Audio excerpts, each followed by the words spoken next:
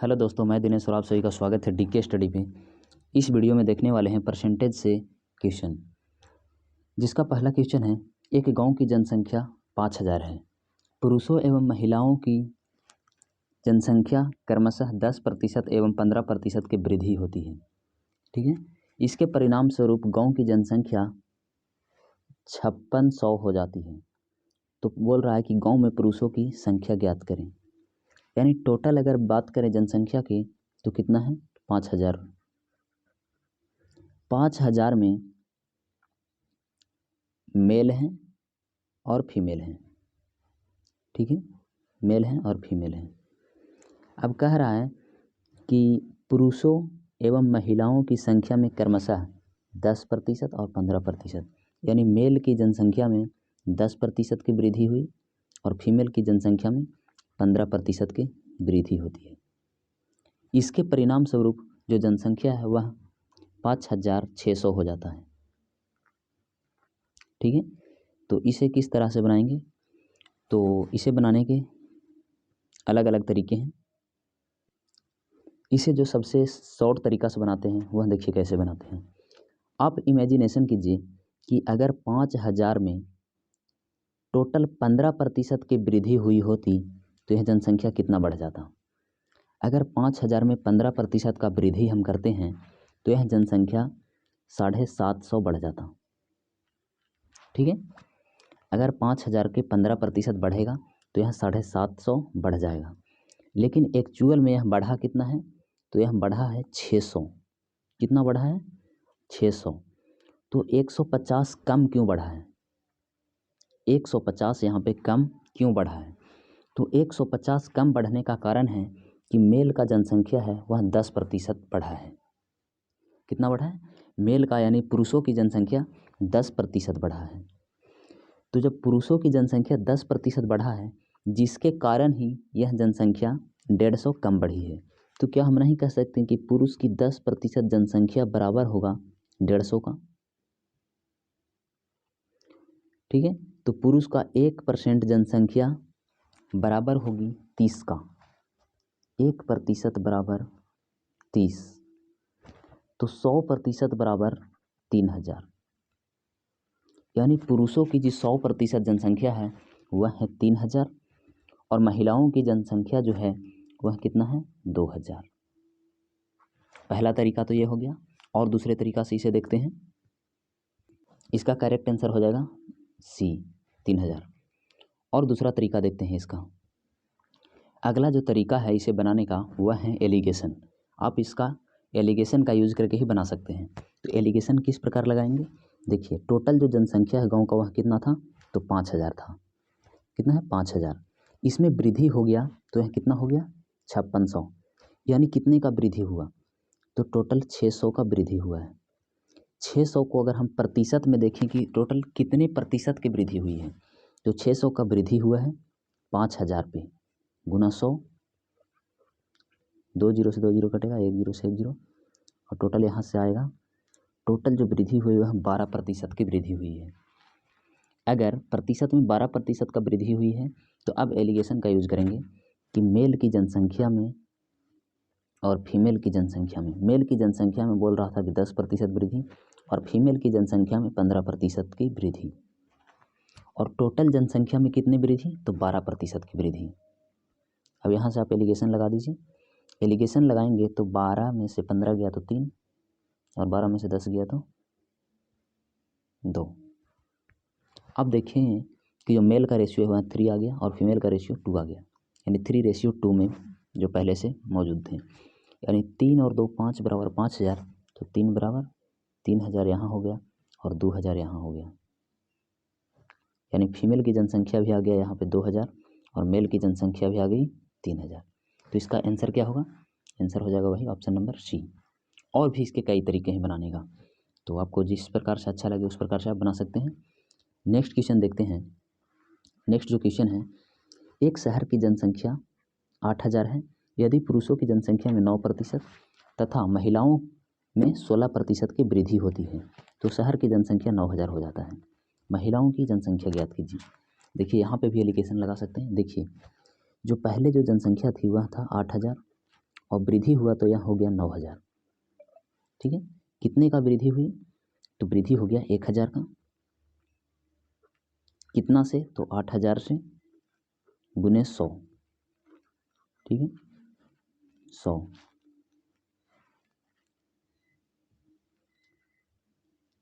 दो जीरो से 2 जीरो कटेगा और 1 जीरो से 1 जीरो कटेगा, यानी आप देख सकते हैं 100/8 कितने का वृद्धि हो गया, 100/8। इसे आप भिन्न में ही रहने दीजिएगा तो सही रहेगा। 100/8 का वृद्धि हो गया। ठीक है, यह प्रतिशत में है। अब बोल रहा था कि पुरुष की जनसंख्या में 9 का वृद्धि हुआ है, 9%, और महिलाओं की जनसंख्या में 16% की वृद्धि हुई है। अब ये जो 8 है इसे आप यहाँ मल्टीपल कर दीजिए, यानी 9 8 72 और 16 8 128। अब आप देखेंगे कि यहाँ से अगर हम देखते हैं तो कितना 28 का वृद्धि, यानी 28 यहाँ अनुपात में आ गया है, और इधर से जब अंतर लेते हैं तो कितना आ जाएगा, इधर से भी अंतर जो है वह 28 आएगा, यानी 1:1। इससे हम लोगों को यह पता चला कि वर्तमान में जो जनसंख्या था वह दोनों बराबर था, यानी महिला भी बराबर और पुरुष भी बराबर, यानी 1 और 1 2 बराबर अगर 8,000 हैं तो 1 बराबर कितना आ जाएगा, 4,000। तो चाहे महिला की जनसंख्या बात किया जाए या पुरुष की जनसंख्या में बात किया जाए, दोनों की जनसंख्या कितना था, 4,000। नेक्स्ट क्वेश्चन देखते हैं। नेक्स्ट जो क्वेश्चन है वह कह रहा है दो संख्याएं ऐसी हैं कि वे तीसरी संख्या के क्रमशः 40% एवं 50% है। पहली संख्या दूसरी संख्या का कितने प्रतिशत है। देखिए 3 संख्या यहाँ पे हम मान लेते हैं कि एक संख्या ए है, बी है और सी है, 3 संख्या हो गया। कह रहा है दो संख्याएं ऐसी है कि वे तीसरी संख्या के क्रमशः 40%, यानी तीसरी संख्या हम मान लेते हैं 100।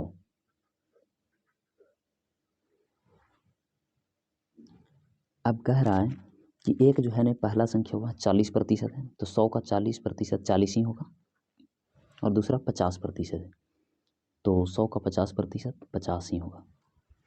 आगे कह रहा है पहली संख्या दूसरी संख्या का कितने प्रतिशत है। अब ये जो 40 है ये 50 का कितने प्रतिशत है, तो यहाँ से निकाल लेंगे हम कि 40 जो है ये 50 का कितने प्रतिशत है, इंटू 100, 50 दूना 100, तो 40 दूना 80%। कितना हो गया, 80%, option number C. Next question देखते हैं। यदि एक परीक्षा में 30% छात्र इतिहास में अनुत्तीर्ण हुए तथा 27% छात्र भूगोल में, जबकि 15% दोनों में अनुत्तीर्ण हुए, तो दोनों विषय में पास छात्रों का प्रतिशत ज्ञात कीजिए। देखिए यहाँ पे इतिहास है और ये है भूगोल, ठीक है, यानी ज्योग्राफी और मैथ की बात हो रहा है। कह रहा है कि 30% छात्र इतिहास में फेल हो गए और 27% छात्र भूगोल में फेल हुए हैं, लेकिन बोल रहा है कि 15% छात्र दोनों में ही फेल हुए हैं, तो दोनों का मतलब है बीच में, यानी 15% छात्र दोनों में फेल हुए।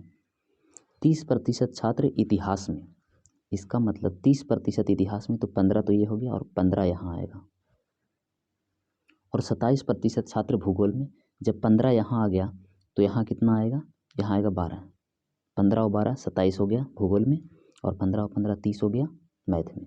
अब कह रहा है यह जो है टोटल फेल की डाटा है, यह क्या है, फेल की डाटा है।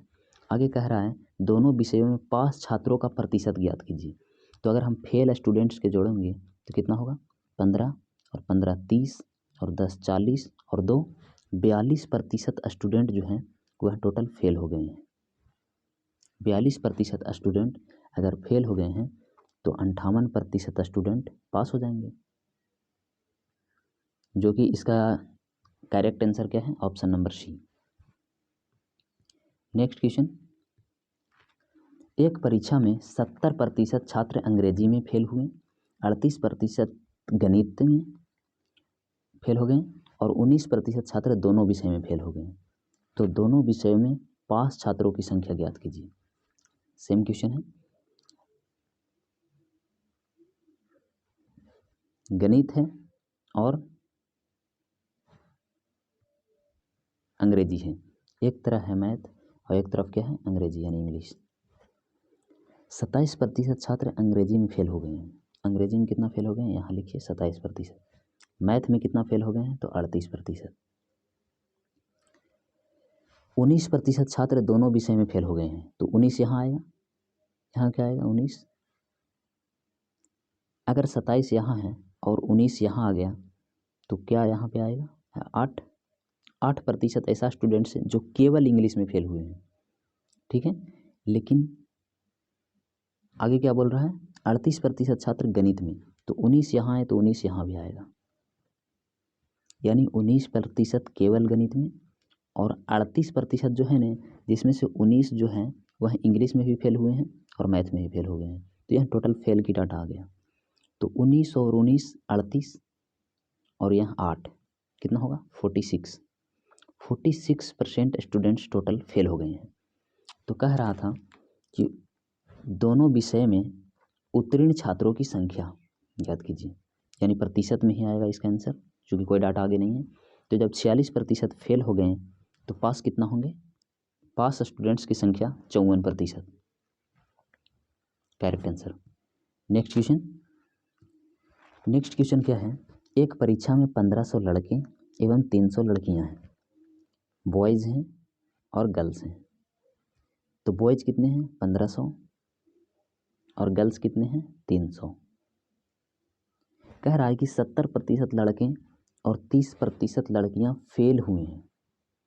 तो जो विद्यार्थी अनुत्तीर्ण हुए उनका प्रतिशत ज्ञात कीजिए। यानी 70% लड़के और 30% लड़कियां पास हुए हैं, उत्तीर्ण, सॉरी यहाँ फेल पढ़ दिए थे, यहाँ उत्तीर्ण यानी पास हुए हैं। तो कह रहा है कि जो विद्यार्थी अनुत्तीर्ण यानी फेल हुए हैं उनका प्रतिशत। अब आप यहाँ सोचिए कि जब 70% लड़का पास हो रहे हैं तो 30% लड़के फेल हो रहे हैं, तो डायरेक्ट आप यहाँ से 30% निकालेंगे। जब 1500 का 30% निकालेंगे तो कितना आएगा 450, और 300 का निकालेंगे आप, जब यहाँ 30% लड़कियाँ पास हो रहे हैं तो 70% फेल होंगे। तो 70% फेल यहाँ से जब निकालेंगे तो यहाँ कितना हो जाएगा 210। यह इतना फेल हो गए लड़के और इतना लड़कियाँ। तो कह रहा है कि उनका प्रतिशत ज्ञात कीजिए जो फेल हो गए हैं। टोटल कितना फेल हो गए हैं 210। यहाँ ये दोनों को एक साथ कर लेंगे, 0 5 1 6 4 2 6, यानी 660 स्टूडेंट्स ऐसे हैं जो फेल हो गए हैं। टोटल स्टूडेंट्स कितने हैं 15 3 1800 इंटू 100। यहाँ से जब काटेंगे तो 18 चौको 72 नहीं लगेगा, यानी 18 तिया 54, कितना होगा 54, 12 हो जाएगा 120, 18 5 90, 18 6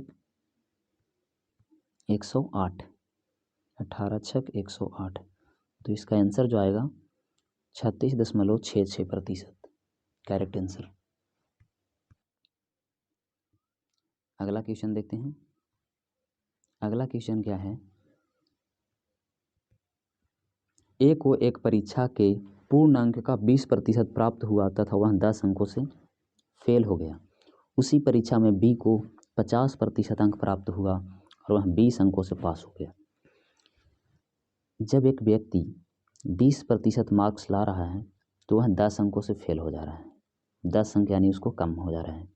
एक व्यक्ति जब 50% अंक ला रहा है तो उसका 20 अंक ज़्यादा हो जा रहा है, यानी पास, यानी 20 अंक से पास हो गया। मिनिमम जो पास मार्क्स है उससे यह इसका 20 अंक अधिक है, ठीक है, और इसका 10 अंक कम है।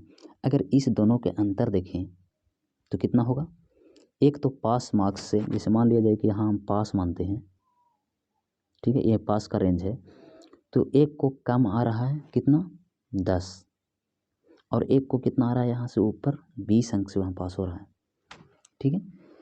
तो ये वाला जो बंदा है वह टोटल अंक का कितना ला रहा था, तो 20% ला रहा था, और ये वाला बंदा कितना ला रहा था, तो ये जो है 50% ला रहा था, 50%। अगर इस दोनों को अंतर देखें हम तो कितना है 30 मार्क्स का अंतर है दोनों के बीच, लेकिन प्रतिशत में कितना अंतर है? प्रतिशत में भी 30% का अंतर है। तो अगर 30% बराबर 30 मार्क्स, तो 100% बराबर 100 मार्क्स। वह जो परीक्षा है वह कितना मार्क्स का है? 100 मार्क्स का।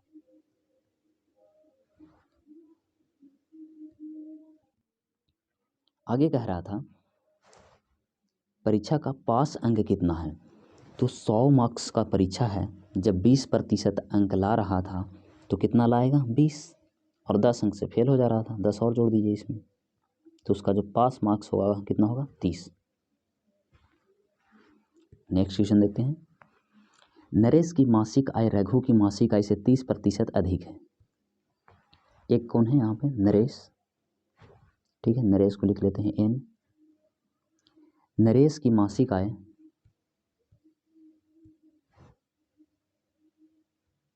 रघु की मासिक आय से 30% अधिक है। एक है रघु, यानी नरेश और रघु में जब हम कंपैरिजन करेंगे तो कह रहा है कि नरेश की मासिक आय रघु की मासिक आय से 30% अधिक है, यानी रघु की मासिक आय से अधिक है नरेश का मासिक आय। कितना? 30%। अगर इसका 10 है तो इसका 13 होगा। रघु की मासिक आय विशाल की मासिक आय से 20% कम है। अब रघु का जो मासिक आय है वह विशाल से, यानी एक रघु और एक विशाल, विशाल से 20% कम है। इसका 5 तो इसका कितना? 4। अब कह रहा है कि यदि नरेश एवं विशाल की मासिक आय का अंतर 800 रुपया है, तो सबसे पहले आप यहाँ अनुपात को सुधारेंगे। अगर यहाँ रघु 10 है तो रघु यहाँ भी 10 होना चाहिए, तभी यह तीनों में आप कंपैरिजन कर पाएंगे। तो 10 नहीं है, तो यहाँ अगर हम 2 से गुना कर दें और यहाँ गुना कर दें 5 से, तो कितना हो जाएगा? 13 दूना 26,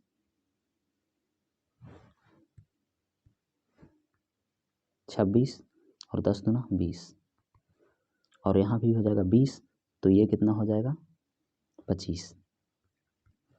ये नरेश का अनुपात आ गया 26, रघु का जो अनुपात आ गया वह 20, और एक और जो है कौन? विशाल। विशाल का अनुपात कितना आ गया? 25। अब यह तीनों में अनुपात आ गया। अब कह रहा है आगे कि नरेश एवं विशाल की मासिक आय का अंतर, यानी नरेश एवं विशाल का मासिक आय का अंतर, यानी अनुपात में देखें तो 1 है और पैसा में 800 रुपया है। ठीक है, तो 1 अनुपात बराबर 800 आ गया वैल्यू। अब आगे कह रहा था कि रघु की मासिक आय क्या है? तो रघु की मासिक आय क्या है? 25 × 800 कितना हो जाएगा? 25 × 8। यह पूरी नहीं कट पा रहा है, इसमें शायद कहीं गलती हो गया है। फिर से इसको देखते हैं, इसको एक बार इरेज करते हैं, फिर से देखते हैं। मान लेते हैं कि हमारा जो आय है वह कितना है? 100 है। ठीक है, अनुपात में मान लिए हम लोग कि इसका हमारा आय कितना है? 100 है। अब कह रहा है कि 20% पहले उसने खर्च कर दिया। अगर हम 100 में से 20% खर्च कर दिए तो बचा कितना? 80। 20% खर्च कर दिए तो 80 बचा। अब 80 में से फिर कह रहा है कि 10% खर्च कर दिया। जब 80 में से आप 10% खर्च कर देंगे तो कितना बचेगा? 72। फिर अब 72 के बोल रहा है कि 15% और वह टेलीफोन पे खर्च कर रहा है। तो जब आप 72 में 15% और खर्च कर देंगे तो बचा कितना? 72 का 85%, यानी 17/20। इसी के बराबर है यह 7956। ठीक है, अब आप यहाँ से काटिए, 8 से कटेगा, 8 × 9 = 72, 8 से इसको काटेंगे तो 8 × 9 = 72, 8 × 9 = 72, 7 75, 8 × 9 = 72, 3 36, 8 × 4 = 32, 4 40, 8 × 5 = 40। इतना बार में कट गया। और कटेगा अब 9 से, 9 × 9, 9 × 9, 9 पच्चे 45, इतना बार में कट गया। अब यहाँ 17 से कटेगा और 20 से मल्टीपल होगा, तो 20 से मल्टीपल करते हैं तो कितना हो जाएगा, 110 दूना 220 यानी 221। ठीक है, 17/17, 17 से इसको जब काटेंगे तो कितना होगा, 17 एकम 17, 5 51, 17 तिया 51। ठीक है, अब 1 बराबर इतना है तो 100 बराबर कितना हो जाएगा, 1 बराबर 13।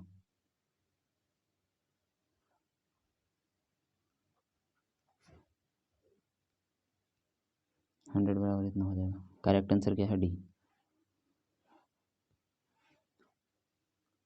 बस यहीं पे हमारा क्वेश्चन ख़त्म होता है।